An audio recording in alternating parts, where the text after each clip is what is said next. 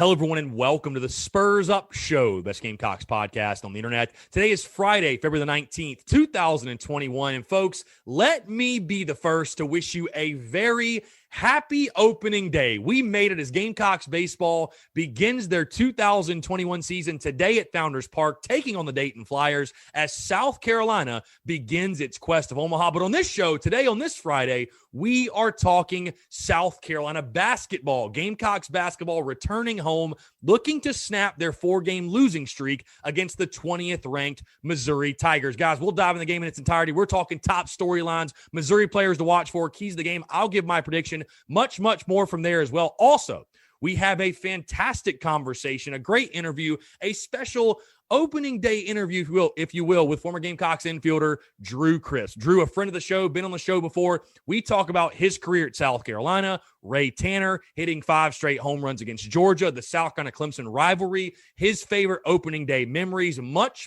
more from there as well, guys. We got a packed show here on a Friday, and it's all brought to you by our friends over at Upstate Movers Group. Guys, Upstate Movers Group, superior moving service. They bring care and attention their companies can't offer because they're just too busy maintaining trucks and profiting off of them instead of focusing on service. Guys, service is what separates Upstate Movers Group from the competition. They're not a trucking company. They are a moving services company, and they're also employee-owned co-op. Their movers are paid twice the industry average, and everyone on the crew is invested in your success. They have dedicated professional crew members, and they also offer black glove service. They offer end-to-end packing services, custom crating and packaging for special items, and cleaning services as well. They are founded by Greenville natives and University of South Carolina alumni, guys, so a Gamecock-owned small business. They also offer 20 years of project management and moving experience, and they can offer logistics and solutions that traditional moving companies simply do not have the skills for. Guys, whether you're in the upstate or across the state of South Carolina, if you have any moving needs in 2021, be sure to check out our friends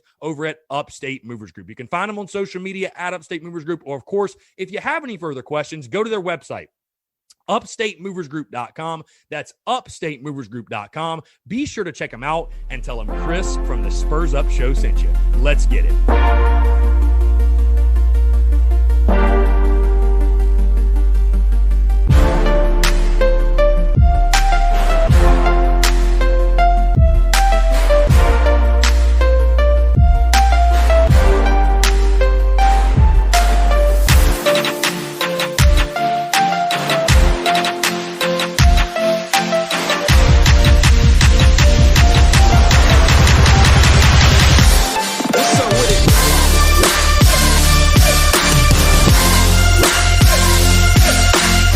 This year has reminded us of the importance of saving for the unexpected.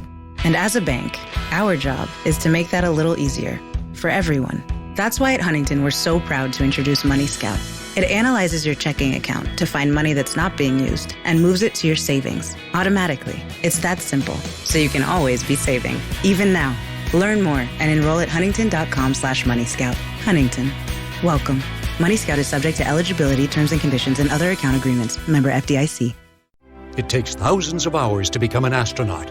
Right, Nina? Oh, I'm not an astronaut. I'm a design consultant at the Container Store. But you explore space. I help you find space with our Alpha Closet systems. And you're an expert. Pretty good at it. And you use satellites to communicate. I'm doing more virtual in-home closet designs, but I wouldn't say... We salute you, astronaut Nina, for helping us find space. You're welcome. Hurry to the Container Store to save 30% on all Alpha systems. At the Container Store, where space comes from.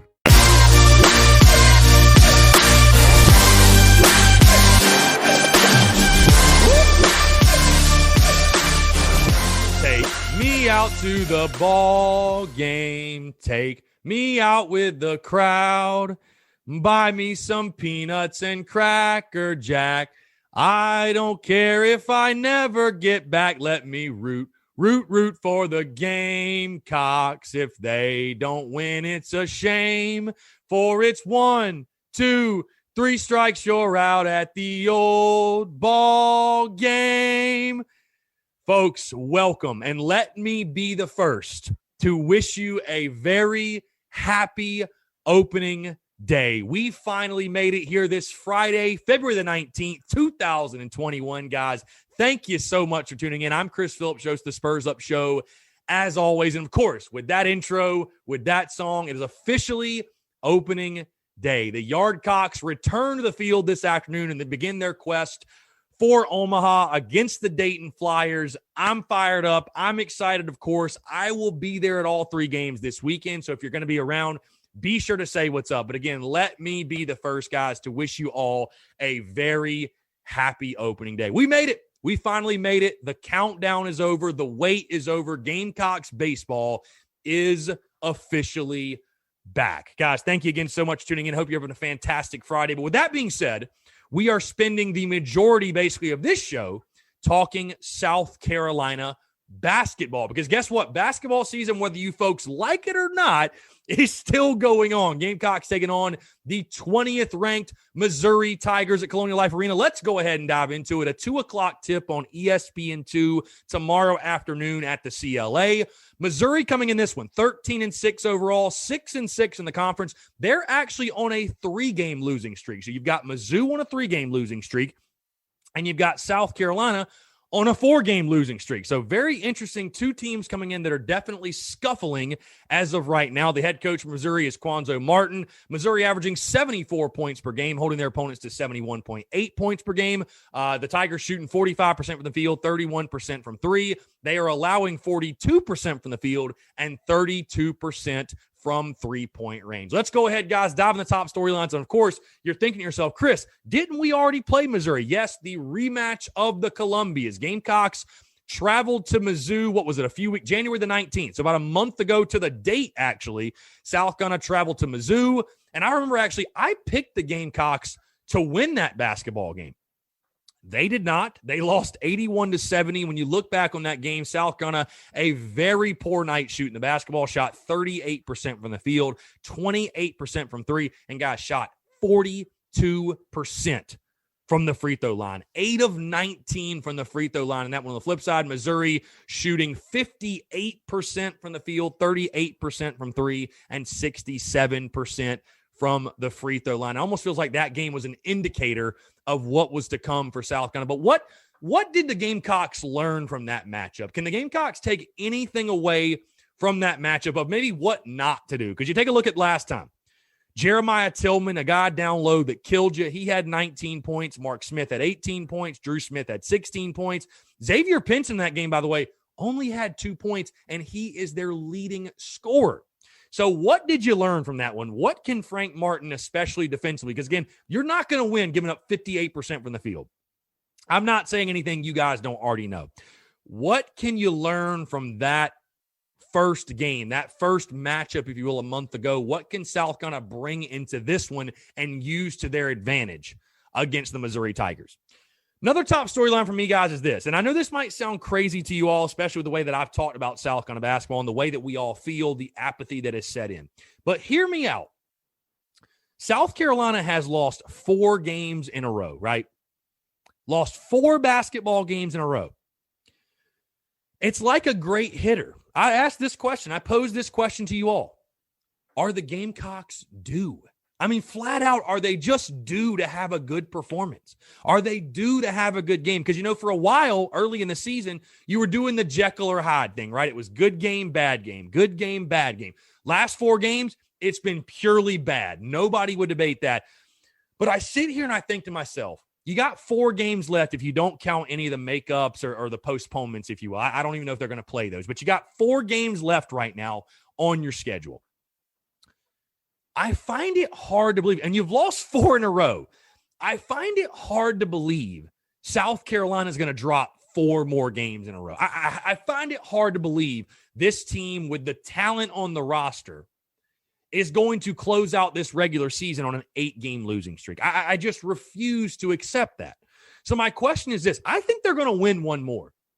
Is it this one? Are the Gamecocks due in this one, returning home?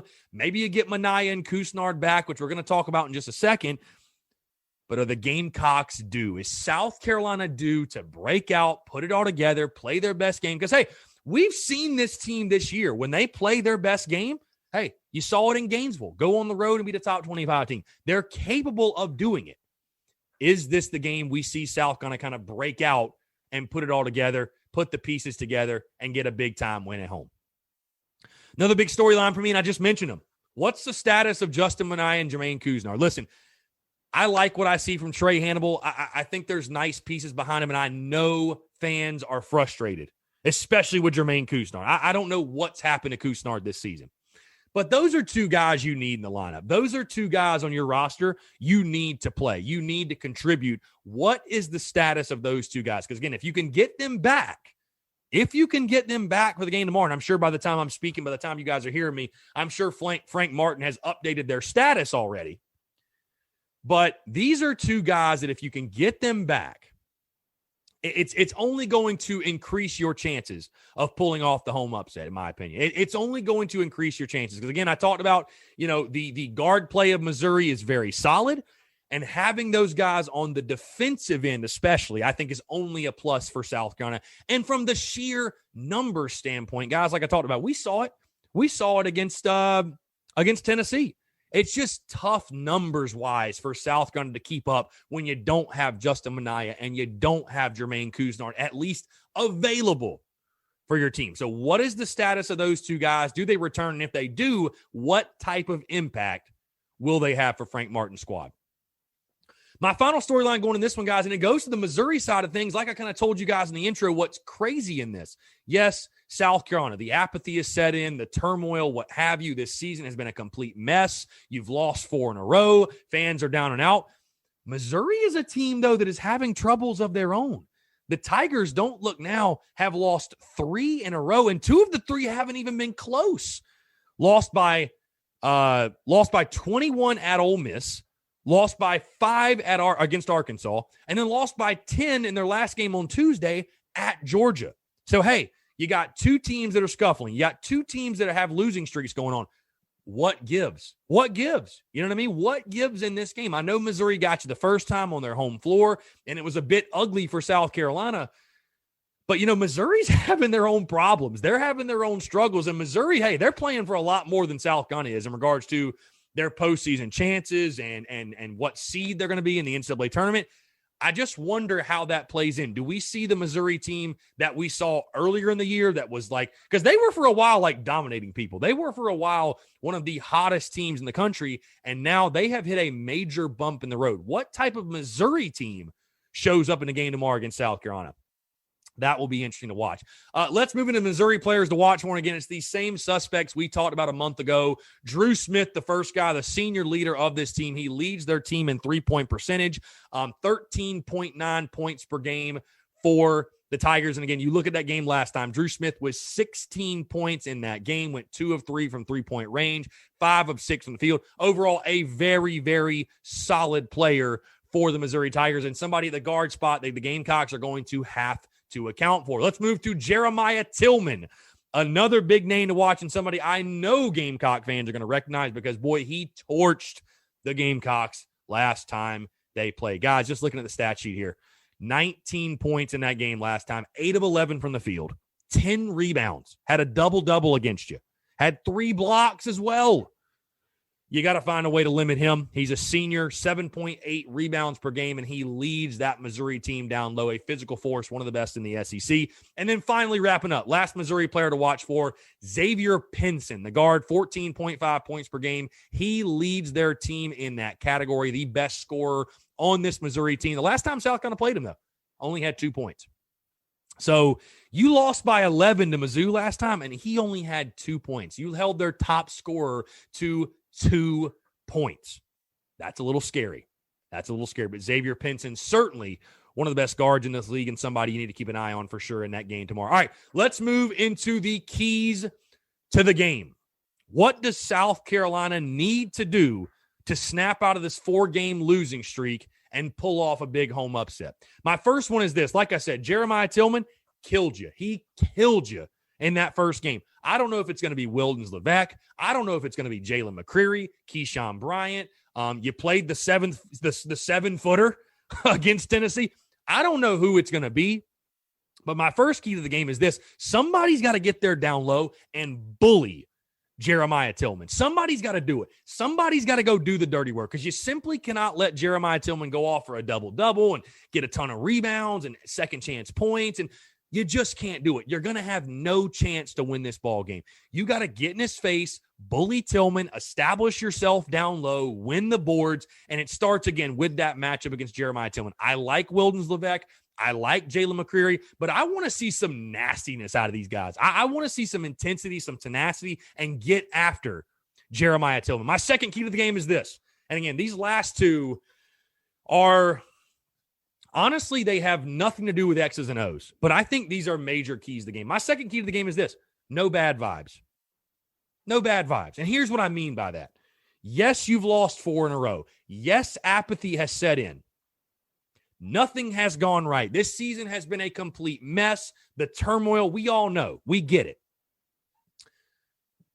But if you're this Gamecocks basketball team, block out all the noise and come into this one positive, come into this one confident, come into this one optimistic, come into this one excited about the opportunity you have at home to beat a top 20 basketball team.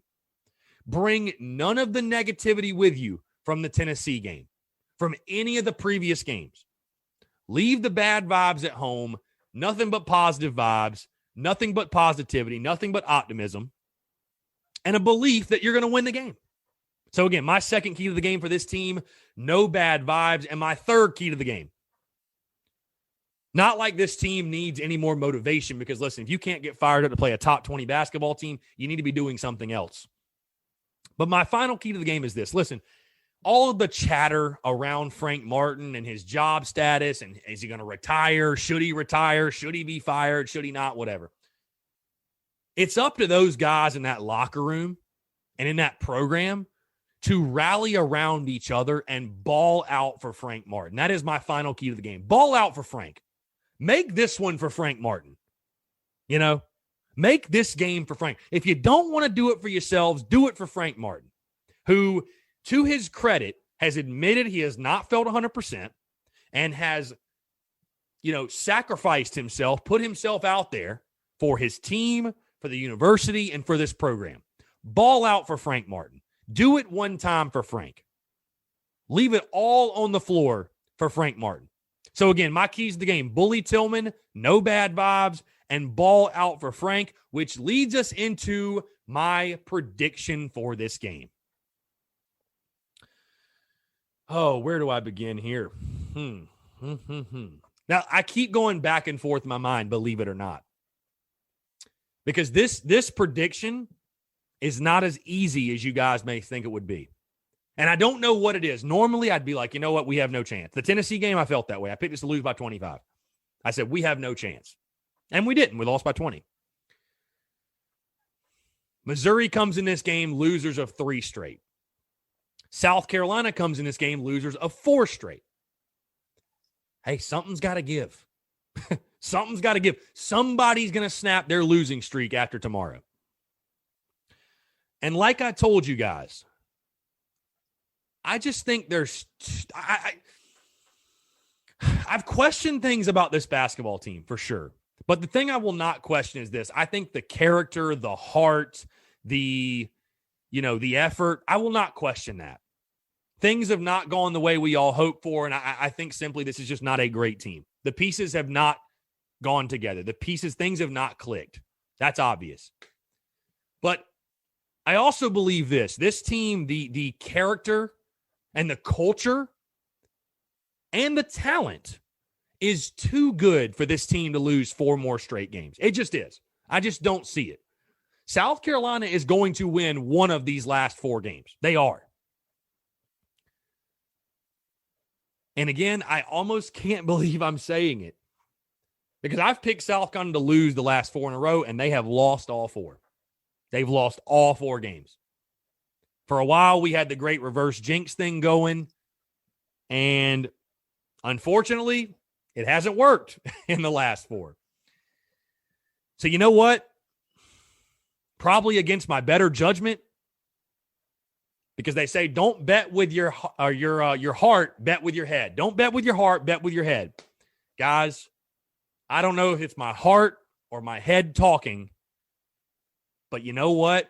When you're due, you're due. And I think this Gamecocks basketball team is due to break out and get a big win. I really do. I don't know what it is. I know Missouri got the better of you the first time, which almost makes me feel better that the Gamecocks will win this game. Because, hey, what did you learn from that first matchup? What do you not want to do? What are things you need to execute on? I think Frank Martin will have a good plan in this game. But simply put, I think the Gamecocks are due. And when you look at Missouri, they're a team that's scuffling. They're a team that's struggling. They've got to come on the road and come to the real Columbia. And with that being said, like I said, I can't believe I'm saying it, but when you're due, you're due. I think South Carolina steals one, upsets the 20th ranked Missouri Tigers on a last-second tip-in. Give me South Carolina 77, Missouri 76. I think the Gamecocks, maybe I'm crazy. I think they find a way to get the W. And you know why? You know another reason why I'm picking South Carolina to win? Because the times when the Gamecocks win are when it makes the least amount of sense. So it would be a very Gamecock thing for us to win this game and to send our entire fan base into confusion. It would. I honestly expect nothing less from this team. So maybe I'm crazy. Maybe I'm thinking with my heart and not my head, but there's something inside of me screaming, Chris, South Carolina is going to surprise you. South Carolina is going to play their best basketball, and South Carolina is going to get the win. So you know what? I'm a big believer. Trust your gut. I'm going with my gut in this one. I've got Gamecocks 77, Missouri 76. I'm sure many of you tuning in cannot believe it, and I can't really believe it. I'll be totally honest with you. I can't believe it, but I don't know. I have a feeling, and maybe I'll be totally wrong, and we can laugh about it on the Monday show, but I've just got a feeling. I've got this weird feeling coming back home. South Carolina's due. They'll find a way. I think the Gamecocks find a way. Again, I got them 77-76, beating the Missouri Tigers. Guys, what a Friday it's been. Happy opening day yet again, guys. As you can tell, I'm fired up. I'm excited. I'm pumped. Baseball season's back. You know, I think back to last year when we lost baseball, and man, to get it back, to finally get it back, and I'm going to be at all 3 games this weekend, which makes me even more excited for it, but to finally get it back, and man, what a blessing it is. Don't ever take those little things for granted. We get to watch Gamecocks baseball today. We get to partake and enjoy something we all love so very, very much, guys. It's truly a blessing. I will say this also in closing, by the way, just to give you guys a little content update. We will not do any pregame or postgame shows this weekend for Gamecocks baseball or Gamecocks basketball. No pregame or postgame show for the Missouri game because I will be at Founders Park watching South Carolina baseball. Baseball game Saturdays at 1, basketball is at 2. So again, I will be at Founders Park watching the Yardcocks, but you know, obviously I'll be covering the game. I'll be watching it on my phone. I'll have a post-game reaction, all that good stuff. Also, just be sure to stay tuned because a lot of you have asked, Chris, are you doing pregame or post-game shows for baseball? Not for every single game for sure, but like I'm thinking already next week, Clemson, definitely think we're going to do pregame and postgame for those. I definitely think that's going to be a thing. Absolutely. So, you know, we'll see what it has in store. I know you guys are great. You'll roll with the punches in regards to content, but we're working on some things. I'm very excited. And I will say this also in closing before we get to our interview. I had somebody comment on the Daily Crow saying, Chris, please cover baseball in depth. I need it. They don't get the coverage they deserve. And hey, I 100% agree with you. And listen, this is all due respect to every other outlet out there. But I'm going to say this. I'm going to be blunt about it. There's not a single outlet that can cover Gamecocks baseball or college baseball the way that I do and we do with the Spurs Up Show. Bottom line, there's nobody better. There's nobody that covers South Carolina baseball like I can. So again, if you are looking for an outlet to be in depth, to be thorough, to give you that insight that other outlets simply cannot provide, the Spurs Up Show is the place to be. And I will let the content, I will let the breakdowns, the analysis, everything. I'll let everything speak for itself in that regard. But I'm extremely confident in my abilities. And again, I love it. I have a passion for it, which I think really makes, you know, I tell people, listen, football season's great for many reasons. Obviously, it moves the needle. It's what really strikes a chord with people, right? Like it's great. We all love it. for me, I really look at myself and my business. Baseball season is where I separate myself. That I truly do feel and believe that baseball season, that is where I separate myself in regards to we're not just an outlet we're going to skate by with baseball and we're more worried about spring football. Yeah, spring football is great, but Gamecocks baseball is going to get the love and attention and respect that it very much so deserves. And again, for those of you who have been tuned in and been following for years, you already know that. But for people who may be new or didn't really get a taste of baseball coverage last year because of the shortened season, buckle up and get ready because, folks, we got a fun season ahead. And again, the best Gamecocks baseball coverage. I promise you, you have that promise from me. And again, that's with all due respect to everybody else because all the other outlets, they do a fantastic job. But nobody covers baseball like I can. And I'm very confident saying that. So I just want to put that out there. If you're hearing my voice and you were like, I don't know where I'm going to get my baseball coverage from, look no further. I've got you covered. I'll take care of you. And on that note, on the baseball side of things, a very special opening day interview. Former Gamecocks baseball player Drew Crisp. He joined me. Awesome conversation, Drew. The last time I had Drew on, March 2019, guys, almost 2 full years ago. So he was definitely overdue to come on, get his thoughts, get his takes on his playing career. Ray Tanner, so many great stories, opening day stories. We had a lot of fun, a lot of laughs, guys. So again, thank you so much for tuning in here on this Friday, guys. Again, happy opening day. Enjoy Gamecocks basketball this Saturday. Enjoy Gamecocks baseball all weekend long. And I'll leave you guys with this. Go Cox, beat Dayton, beat Missouri, and we'll talk to you guys on Monday, guys. Thanks again so much. Now, enjoy this conversation with former Gamecocks baseball player Drew Crisp.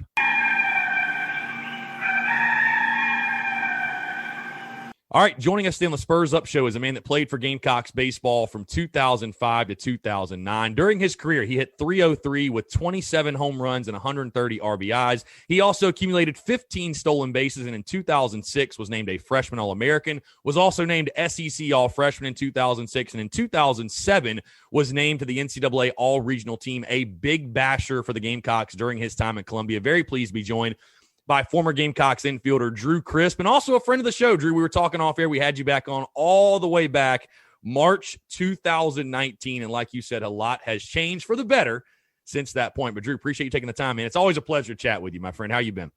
Yeah, you as well, man. It's always good to get back on and chat some Carolina baseball. Thanks for having me.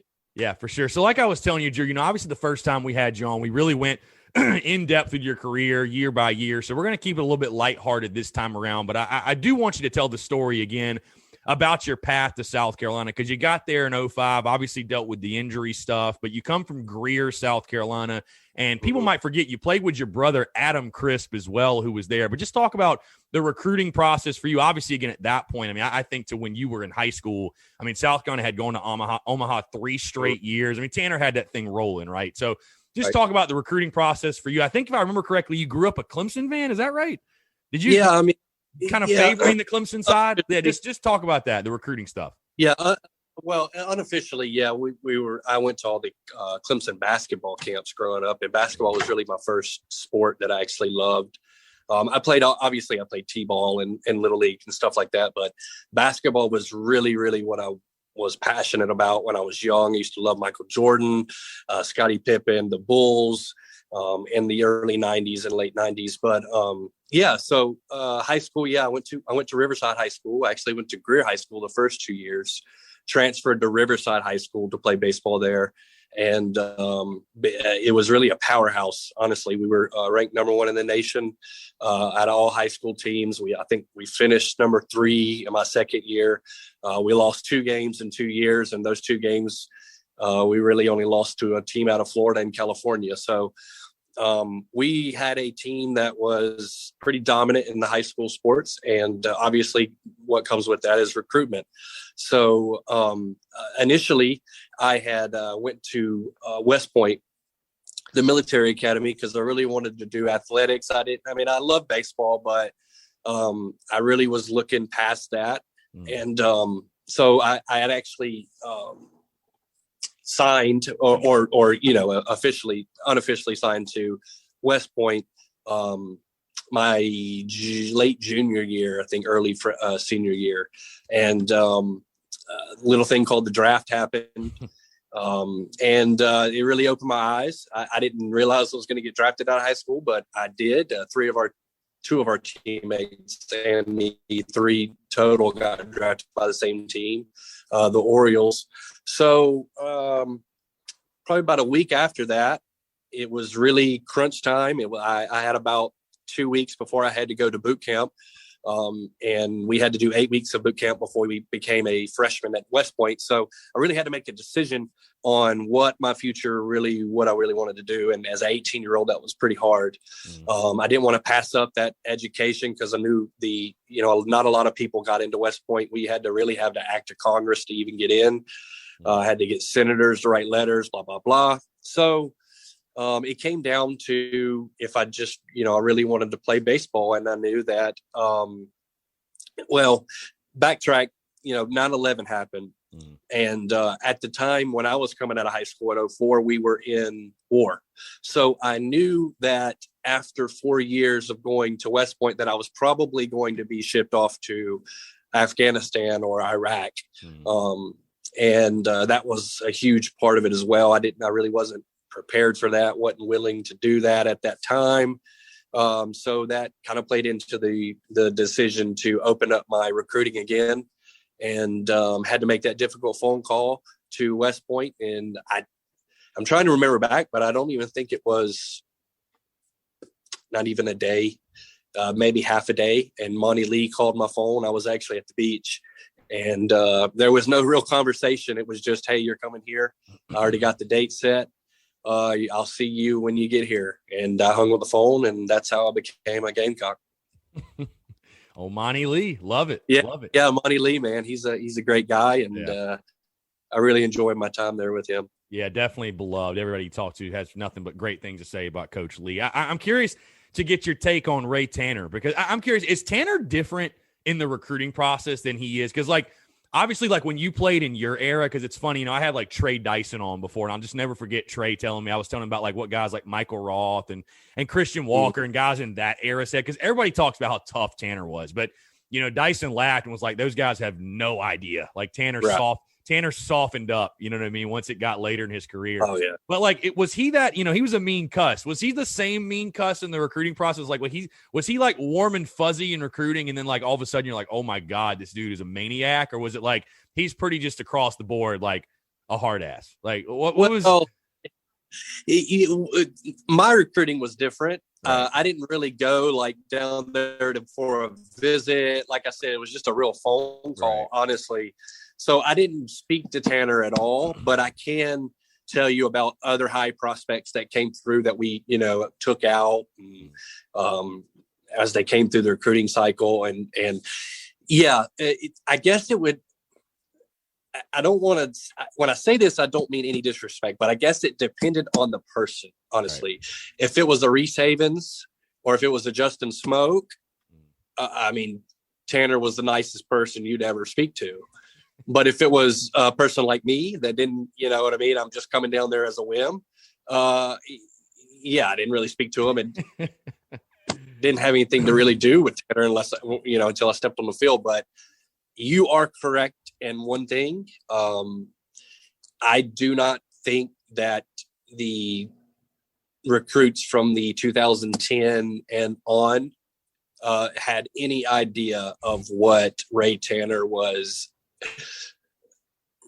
They don't have a clue of the things that he would do. Right. No, he was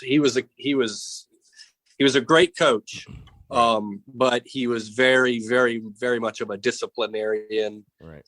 Strict, no facial hair. Right. If you had even a 1 day growth, it was he'd come out to the field literally with shaving cream and a razor, and embarrass you.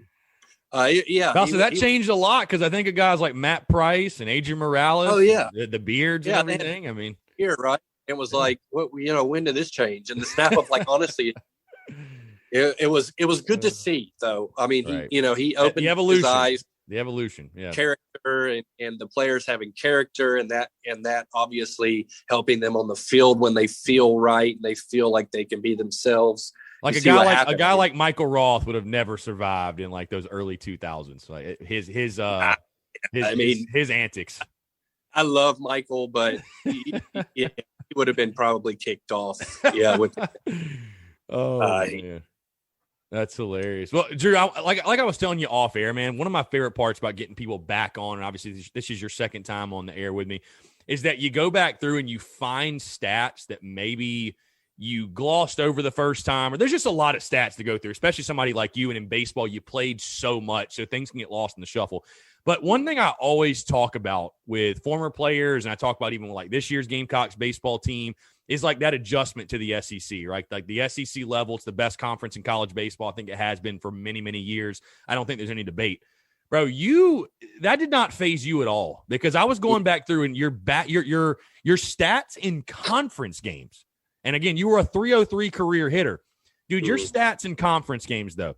2006, you hit, and this is not a small sample size. You played, you had 94 ABs in SEC play in 06, 115 in 07, 106 in 08, and 144 in 09. So I want to give people an idea. Like, this is not like you had 10 at bats. Like, you had a very large sample size. 2006, you hit 383 in SEC play. 07, you hit 322. 08, you hit 311. And in 2009, you hit 333. That's an SEC play. Like, what clicked for you where you just torched the best pitching? Because, again, you're going against draft guys every weekend when you're playing in the SEC. Right. I didn't know that. So I'm glad you told me. Honestly, my first year, it was like I closed my eyes and then I opened my eyes and it was done. I mean, it wasn't really, it was honestly like an out of body experience. I just was in the zone, man. I can tell you this. When we played in high school, we weren't just your normal 2A, 3A school that's going to play some rinky-dink conference. Right. We travel. We've traveled to California and play in the best 6 teams in the nation, and we smoke teams 13 to 3. Mm-hmm. You know, so leading up to, I would guess, leading up to SEC play, I had seen people throw in 95, 96. Mm-hmm. You know, I mean, I didn't, freshman year, they had a closure for Georgia throwing 100. I hadn't seen that, but I had seen a regular dose of 90 plus. Right. And I think with a little bit of strength that I had developed, I had always had a knack for hitting the ball. Since I was little, I'd always had a knack for putting the bat on the ball. It might not have been a hit every time, but I made contact the majority of the time. So I never had an issue with hitting balls. So I don't know, man, that's amazing for you to even bring up. I didn't know that. And that's some pretty good stuff in SEC, I will say. Yeah. I was just looking, like I said, it had the breakdown of your stats in conference play. And I was like, my God, that is tearing up some very quality pitching. Yes. I want to ask you, Drew, because again, I think it's almost a bit of a shame that, I think the era from 06 to 09, there's a YouTube account. There's this YouTube page or whatever I love looking at. They have a ton of old baseball games from like the early 2000s, 05, obviously 2010, 11, 12, all that good stuff. But I feel like that era from like 06 to 09 is forgotten. And I think you could argue those were maybe the most talented teams to ever suit up. At least on the hitting side, because I remember the last time I had you on, I think we both agreed that in all due respect to those guys, but the pitching and the bullpen is what let South Carolina down in that era. And it was really when you got the Matt Prices and the Jose Matas and the John Taylors. And like, that's what turned the page for Carolina and why they had that run of success in 10, 11, 12, all that good stuff. But for you specifically, and obviously we posted the clip a few days ago or, literally yesterday of, you were a part of the 5 straight home runs against Georgia. You were the 4th of 5. And again, you played with guys like Justin Smoke and Phil Disher and James Darnell and Reese Havens and Robbie Grindstaff and Murderers Row. I mean, I don't think there's been a lineup that good in Columbia. Then yourself, of course. I don't think there's been a lineup that good in Columbia. I think you guys might still hold the record for home runs in the season. I think at least for SEC teams. Just an absurd amount of bombs. But just talk about being a hitter in that lineup, because that had to make you feel good. I'm sure you were very well protected. Pitchers had to pick their poison. It's like, okay, if you want to, you're going to put him on, you're going to pitch around him. You want to come after me, that's totally fine. Like, I'll take you yard too. So just talk about being a hitter in that lineup, because I feel like the mentality just had to be, you're telling the pitchers, like, bro, we're going to go do our thing. Like, you hold them to 5 or less. We got you. Right. Yeah. I mean, we would even say 9. Hold on, at least hold on. Single digits. We're going to score at least 10. Yeah. I mean, I think stats show that. I mean, the times that we were beat in the Super Regional, they were very high scoring games. Yeah. And that's just a fact, because we hit very well. I mean, that was one of the things, like you said, Murderers Row. I mean, you couldn't get past a person that wasn't good at hitting, So I guess to hit on your first part, when I say this, whenever you get into athletics and you have a person on the team that's better than you, you always raise your level to meet or exceed theirs. Yeah. So when you have someone like this, like I was playing second base and we had first, short, and third, all first rounders, right? I couldn't be bad. Yeah. You know what I mean? Like that's not going to look well on me. So I have to pick my game up. Now I did have injuries, which, and were you battling later. Travis Jones during that time? Cause he played a lot of second too. Yeah.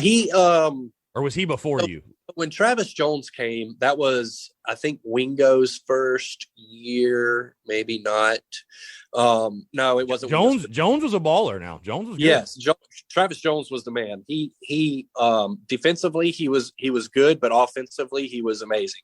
That year actually was my second year, and I was center field, I believe. Yeah, I played center field that entire year. But yes, I would come in and play second base. Whenever Tanner would pinch hit or do whatever he had to do, I would come in and play infield. But no, there was no battle between Travis Jones and I. He was absolutely the second baseman. Yeah. But I mean, it was amazing, man. I mean, I look back at now and it's like, I can't even believe that I was even in the middle of those guys. You know what I mean? Like little old me. Like Eminem, you know what I mean? Little old me. I mean, how was I in the middle? I don't know. It's just a perfect mix of time and doing well, and the coaches believing in you. And it was absolutely amazing, man, to experience. And I will always cherish that. But to be in the middle of those guys that bashed, you're right. I was set up pretty good, dude, because they would walk them and they would come straight to me, and they'd have to pitch to me. Right. You know what I mean? I mean, they got to pitch to me. Yeah. So I had, your lineup is stacked when, like, I mean, you think of your typical power hitters, like your catcher, your first baseman, your outfield, but like when your second baseman and shortstop are hitting bombs, like that's absurd. Like it was unbelievable. Yeah. And like sitting back talking to you right now about it, you don't realize it while you're in it because you're just playing the game. You're just feeling what you're doing. But now, man, it's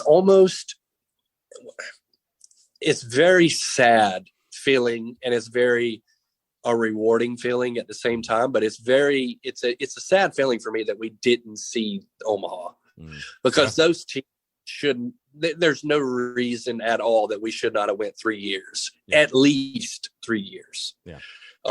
But yeah, it was an amazing time for Gamecock sports. Now, I want to ask you a question, Drew, because I think was 2009 the year they went to BB Core, or was that 2010? When they changed the bats. Remind me what BB Core was. When they changed the bats, when they deadened the bats, basically. No, that was 2011. 2010, I think. That's right.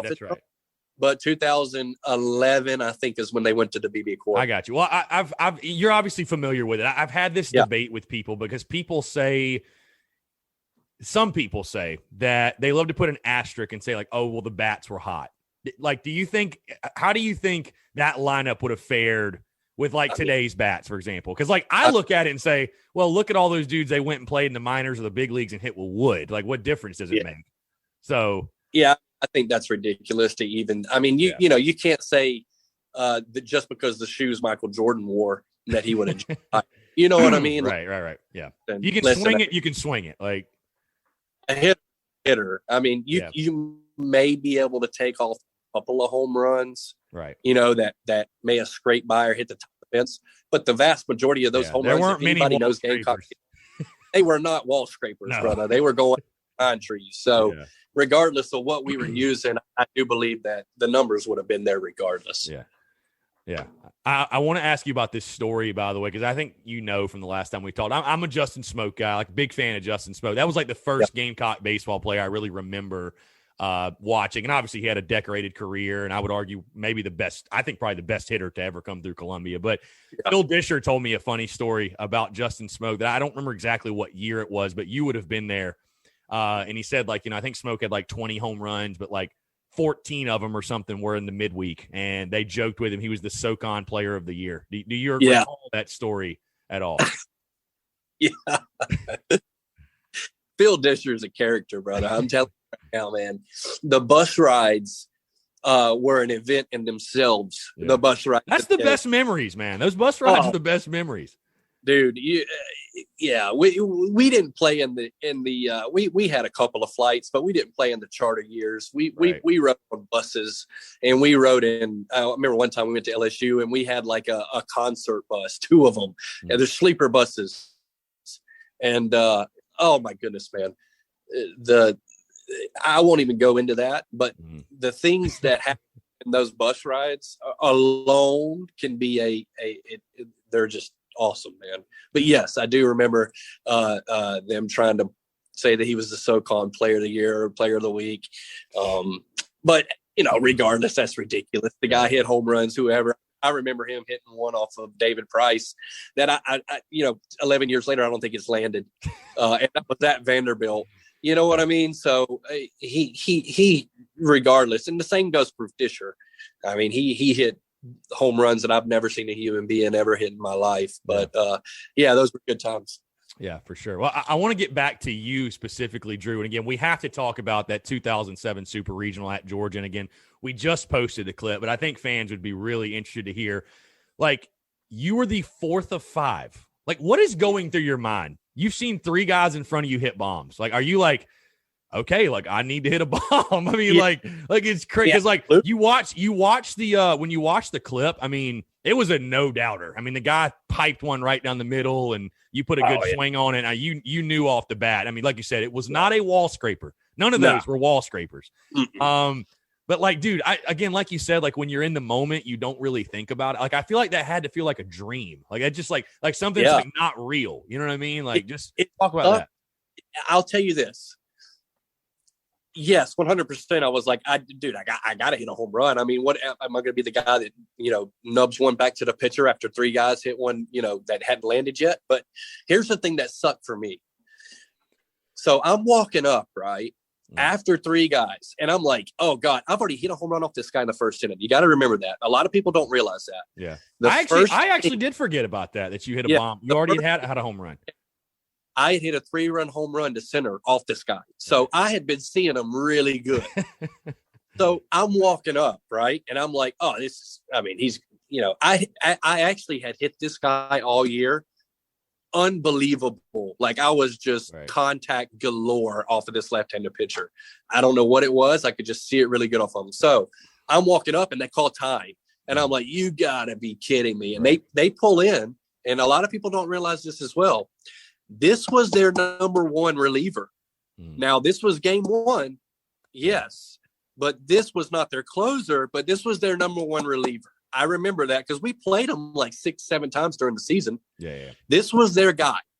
And I'm like, okay, they're not playing around. They're trying to, this and is it's already 6-0 or 7-0 at that point. I think it was 7 or something stupid. Yeah. And I remember this guy had a ridiculous 2-seamer. I mean, his thing, it had serious movement. So I we'd faced him before, but looking back at it now, honestly, I'm looking at myself in the box, and I'm looking at myself just so calm, collected, and I don't think I can do that now, but it was just a out of body experience, dude. I mean, first pitch is a fastball, probably about 93, 94. I mean, and I react to it. It hits the black, it's a ball. Or strike. Second pitch was a ball. And I remember I was like, look, I'm seeing him pretty good. if he throws me I was sitting on a 2-seamer. Like if he throws me this 2-seamer, I'm going to just swing as hard as I can. And literally the ball 2-seamed right into the barrel. I don't know how it happened, but, and I remember running around the bases. I think I remember like thinking, oh my God, did I just hit another home run? You know what I mean? Cause I'm a freshman. Remember, I'm a freshman this time. We're in a big game, big game. Right. Yeah, and then I went in the dugout, and I'm like, dude, did we just hit 4 home runs? And then when Robbie hit his, like, it was just like, yeah. What I mean? Like, you can't even believe. People are looking at each other like, is this even real? You know what I mean? And then the last one, you fly out to the warning track. Like, that was Ian that close to being. Yeah, Ian Paxton, who was no slouch. I mean, the guy hit home runs, and yeah, the guy catches it on the warning track. I think that it wasn't a record. It was a tie, I believe is what I heard. It was a tie of a record. So it wasn't the record, but I can't imagine another team hitting 5 home runs in a row. I can't even imagine. I can't even think about it now. You know what I mean? Yeah. I don't think it'll ever happen again, honestly, with the bats that they use, the up in competition. Yeah. You know, whatever it may be, I just don't think it'll be done. I mean, hitting like 3 in a row is absurd. You don't even see back to back a ton. You rarely see back to back. Right. You know, 5. Yeah. I mean, at some point, like if I'm a pitcher, if I give 3 in a row, if I give up 4 in a row, I'm walking the next guy just for the sake of it, or I'm plunking him. Something. Oh, absolutely. I refuse. I'm throwing at his head, bro. Right. I am not. I'm not. Right. I'm making. We gotta change something up. This shenanigans has to stop now. Throw it high and up. Whatever you got to do, but this guy can't hit a 6th. Yeah. Come on. Yeah, for sure. I want to move into Drew. We've talked about this the last time you were on, but the Carolina-Clemson rivalry. Obviously, you were part of a lot of big moments. I think. You know, when you were there, the Harley Lael throwing up the 4 to the Clemson outfield. And obviously you were part of a big moment when Justin Smoke went yard. I know we talked about the story last time you were on, but you getting plunked in the back and you did not take very kindly to it. And then, I think of the other moments too, 2009, D'Angelo Max walk-off at Founders Park. And just talk about the Carolina-Clemson rivalry, being a part of it. And again, I'd love to hear you expand again on, that moment in Clemson when, again, Smoke hit a 7,000-foot home run, and then you get plunked in the back. And like I said, I don't from the video, you were not very pleased. When down, and you had a hurt back. I remember you saying broken back at the time, bro. Yeah. So come on, this is not just taking one in the back. Like I had literally a shattered back. Already in pain. Oh, my sciatic nerve was to the point where I didn't even want to lift my leg up. Right. So getting hit in the back was no walk in the park. I mean. And on top of that, being on purpose, I mean, come on, bro. Like they knew I had a broke back. Come on, you know what I mean? The scouting report is out there. This has been in articles. I mean, it's been reported on. I just, I hadn't had surgery yet to go for that. I mean, I thought it was a low blow. Hit me in the leg. Do what you want, but I mean, that's like beating a man when he's down. Right. You know what I mean? He's got a shattered back, and you're going to hit him right in the center of it. But yeah, I mean. I was not pleased at all, but that home run, I can say that I saw at least one of the home run that Phil Disher hit in Virginia at the regional against the closer. He's a major league closer for so long now, but the home run he hit off of him, I've never seen one like that before. And that home run with Justin reminds me of that.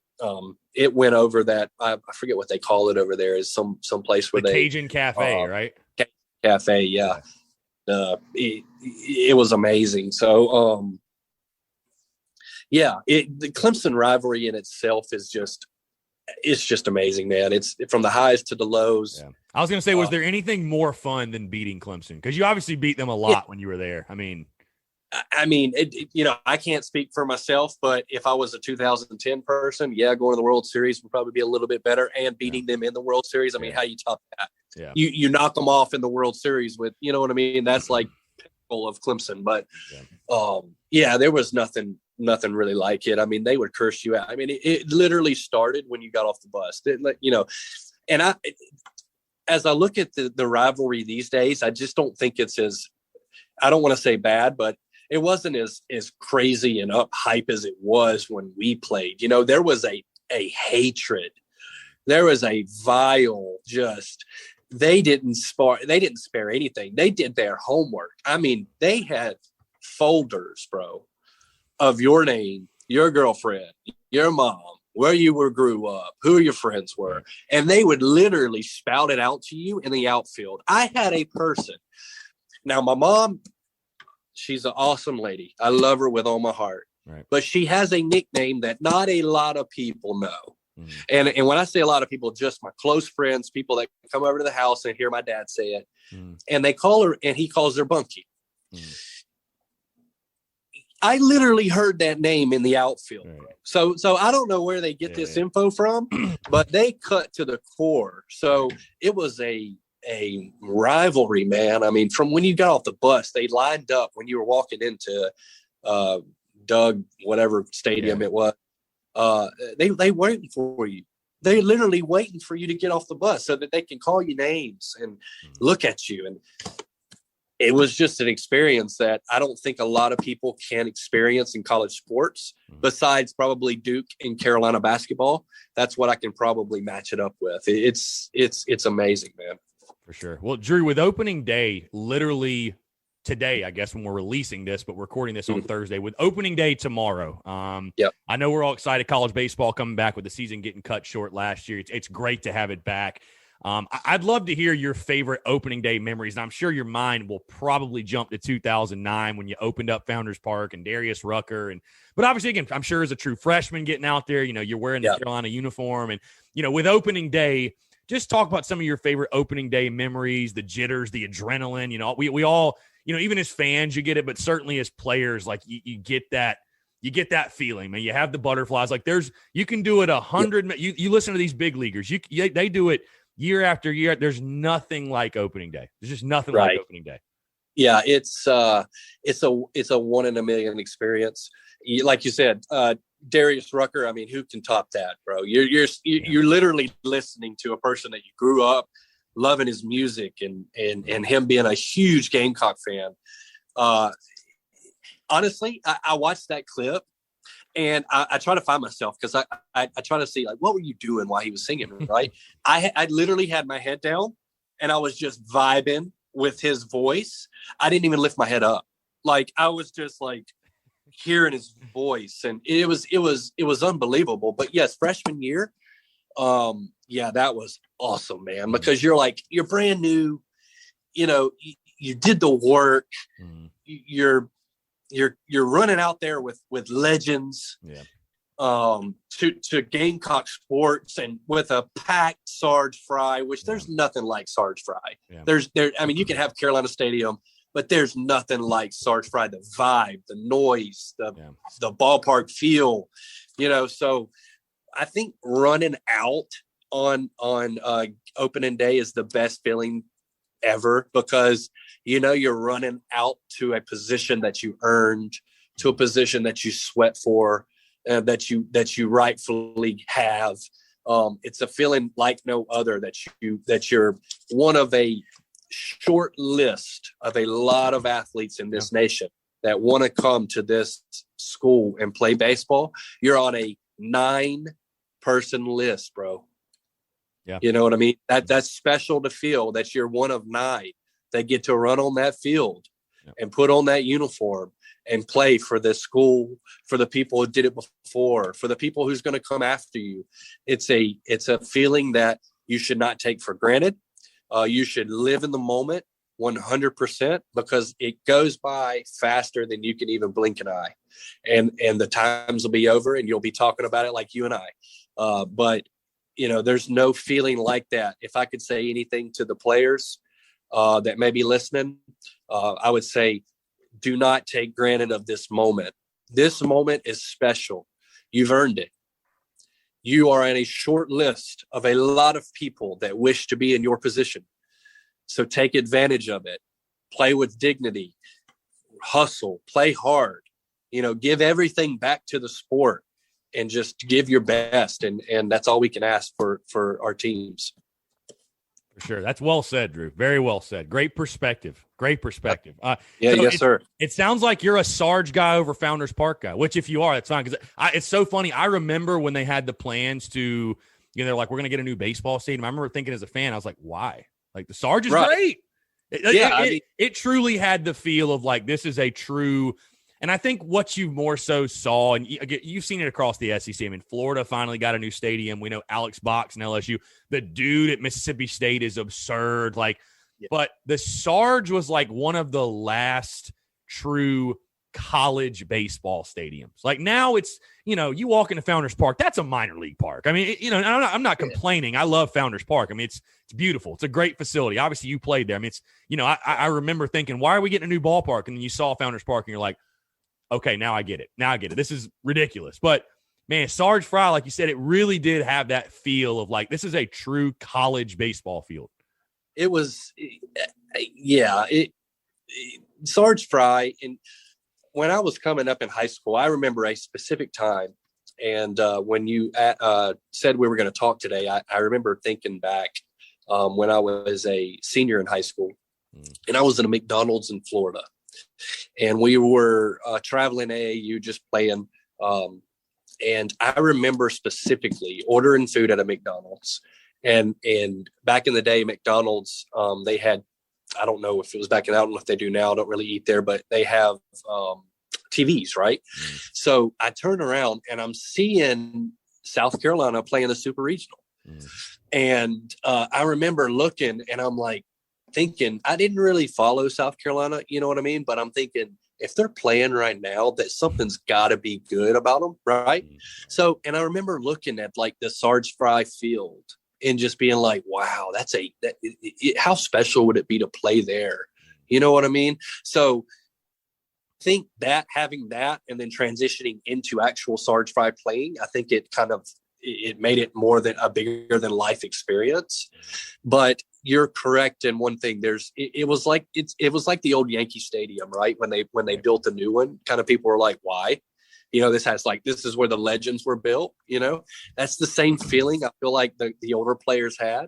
It would have been nice to have some nicer, locker rooms and showers. Those were a little bit old, but just the feeling, man, of Sarge Frye, the field, the smell, the teriyaki on a stick. I mean, you know what I mean? Like they were so close to the field. You know what I mean? Like it felt like now the stadium at Carolina Stadium, which I love, it's a beautiful field, right. But it's more, if you can picture this, it's more of a gradual descent as far as stands. At Sarge Frye, it felt like it was like straight up. You know what I mean? So it felt like the fans were on top of you. You know what I mean? So when you're in the batter's box, the noise level was different because it was coming from down to in. So it felt like you were like in the lion's den, the roar of the crowd. I mean, it was a special time, man. Yeah. I was actually watching a replay of the 2005 South Carolina-Clemson game. They were like showing the crowd. I know you remember like the walkways that would go down. It's like packed with people. Oh, It's just insane. It's like, how did they fit that many people? Nuts. They had people literally sitting in the softball stands, because you remember the softball field was behind Sarge Frye. Right. So if you couldn't get into the game, you literally could go in the softball stands, sit on those high risers and watch from the outfield. It was a good seat. And then they had people watching from the roost, where we stayed as freshmen. Yeah. Oh, it was insane, man. It was. Man, what special times, honestly. What I look back at now, it's just what special times. I'm so blessed to be able to experience it. A lot of people wish they could. Very blessed to be in the position to be one of those 9, like I said, and just thank God, man, that I was given the ability to do it and play there. It was a very special time in my life. For sure. Well, Drew, I'm going to get you out of here. 2 more questions. First one is this. I've had pitchers on before, and I've asked them what's the best pitch in baseball. I'll ask you this question, though, from the hitter side of things. You get one pitch. What's like for Drew Crisp, what is like your favorite pitch to hit? Like from a lefty, righty, fastball, change. Like what is like you have one pitch, like what is the pitch? If you could craft your own pitch, like the one that is like the juiciest, best pitch for you during your playing days. I'm gonna say this, and I don't know if you've ever heard this before, but I used to love left-handed changeups. I know they don't really throw them now because it's kind of a no-no to throw a left-handed changeup, especially a righty. Right. Oh my God, I loved them. They would it felt like they were just floating there. You know, I love left-handed changeups, but obviously, you know, I'd love a 90-mile-an-hour fastball right down the middle, bell high. Very good. Yep. Yeah, good point. And then last question, Drew, before I get you out here, just favorite memory from your time at Carolina. Again, there's so many, whether it be funny Ray Tanner story or times in the locker room with the guys or the buses or, you know, some of. This morning, Jen woke up, made 3 breakfasts, did 2 loads of laundry, and 1 conference call. But she also saved $25 because Jen uses a new innovation from Huntington called Money Scout. It analyzes Jen's checking account to find money that's not being used and moves it to her savings automatically. Learn more and enroll at huntington.com/moneyscout. Huntington. Welcome. Message and data rates may apply to text alerts. Money Scout is subject to eligibility, terms and conditions, and other account agreements. Member FDIC.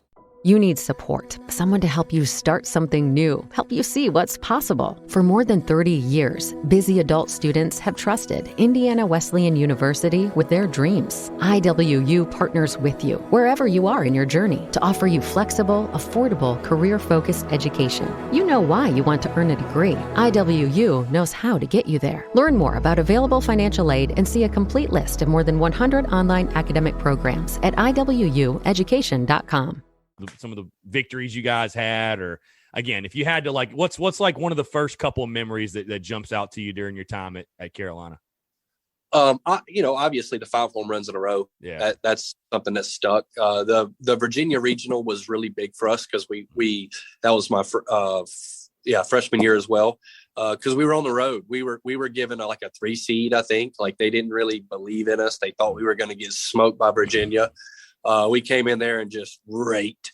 So that was a amazing accomplishment for us being on the road and a volatile. I mean, that place was packed. Right.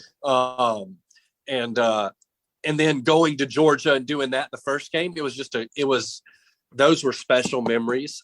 Obviously the Clemson Carolina games, you know, every one of them, you always have the heart racing and the blood pounding and those were good. And then obviously, if I can think, Reese's walk-off home run against Tennessee. I almost forgot about that one. Yeah, to get into Hoover, right? To get into the SEC tournament. Yes, sir. To get into the tournament. Honestly, going to Chapel Hill was a big thing because I grew up a big Chapel Hill basketball fan.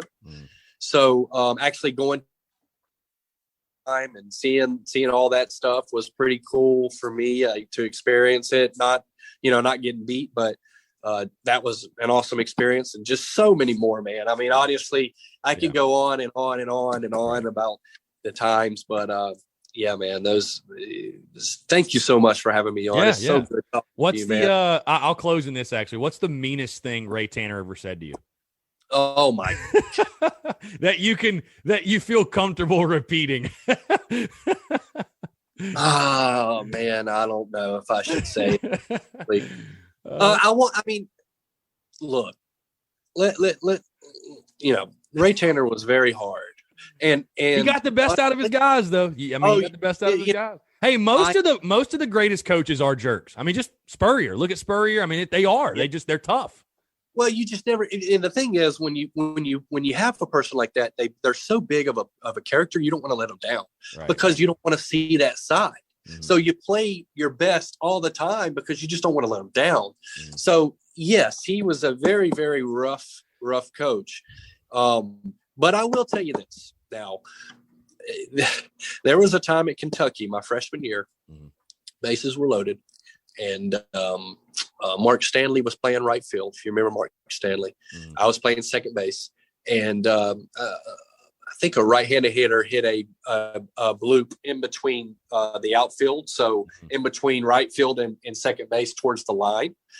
So when the ball was hit, remember, bases loaded, and this is the last inning, by the way. It was hit, and I was running and trying, and I honestly thought that Mark could have called it. But I think he saw me running, didn't want to collide. So the ball obviously was dropped. It was triangle. dropped. Yep. Right in no man's land. and it went in the corner, and they scored all three, and they won. So it was a walk-off error, whatever you want to call it. So I run back in the dugout, and mind you, I'm a freshman, so I'm just happy to be out there playing. You know what I mean? I'm just happy I was spot in the lineup. So, I was very upset at the fact that, they had won, and I didn't think I caused it. I'll be honest. I didn't think I caused it. I think that was a right fielder's ball. Right. I think he should have called me off. But, bygones be bygones. That was years and years ago. Right. But Tanner, he 100% thought that I should have caught it, and he let me know so.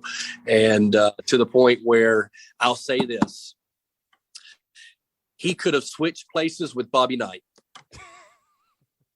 I'm not lying when I tell you this. I believe you. I believe you. Bobby Knight, and I'll leave it to the imagination of the viewers. Yeah. It was a Bobby Knight moment, and it literally shaped me into the person I became after that, because I never wanted to experience that ever again. Yeah. And I hit 380 something that year in ACC play. So, it worked, but it was a Bobby Knight experience. I'll leave it at that.